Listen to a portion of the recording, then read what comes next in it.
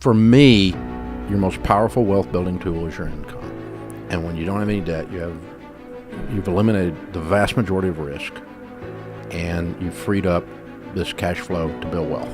And if then in an asset, the same thing occurs, for instance, a piece of real estate, if it's paid for, the cash flow is going zoom, zoom. It cash flows more than if you have debt on it.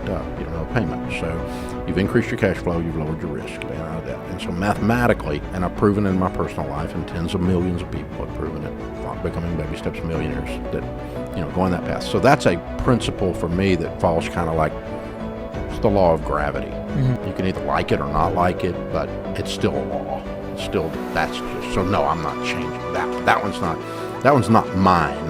That's something I observed, wealthy people doing. I observed it in scripture. I've observed it in places where I felt like I had a body of truth that it's as dependable as the law of gravity. For instance, another one is, I'm not ever going to tell you that budgeting doesn't work, because 100% of businesses that are successful budget each P&L within the business. I've got 14 P&Ls inside Ramsey. We budget those.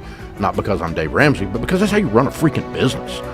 You don't accidentally become successful. Zig Ziglar said, if you aim at nothing, you'll hit it every time. And so you plan it and you measure against the plan. Same thing as the succession we were talking about earlier, all of that. You've got to have a survivability index. There's been books or people come out and say, you don't need to do a budget. Budgets are stupid. No, they're not. It's the only possible way to win. No one accidentally wins at anything. So that's a principle like the law of gravity. The $1,000 thing is different. That's not a principle. That's just a baby step.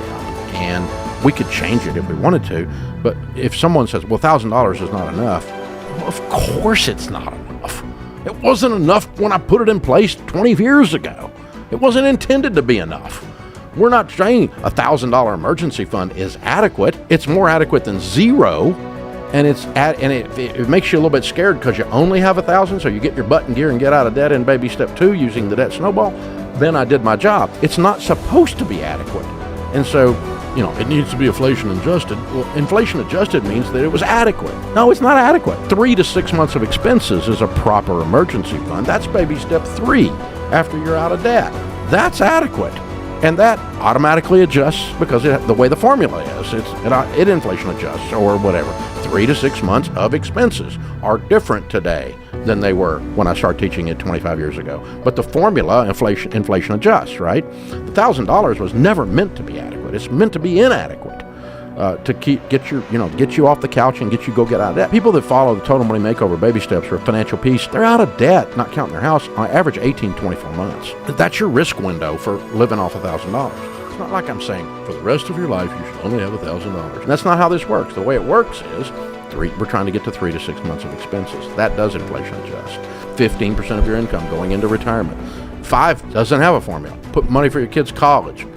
It's very vague because we don't know how old your kid is or how many kids you got or how wealthy you are or whatever. But you need to be doing something for educating your kiddos so they don't live in your basement. All this stuff moves 25% of your income. Why does that happen? Going to a 15-year fixed rate mortgage for your personal residence. Why? That automatically adjusts with interest rates. It automatically adjusts with house prices. So it doesn't need to be changed.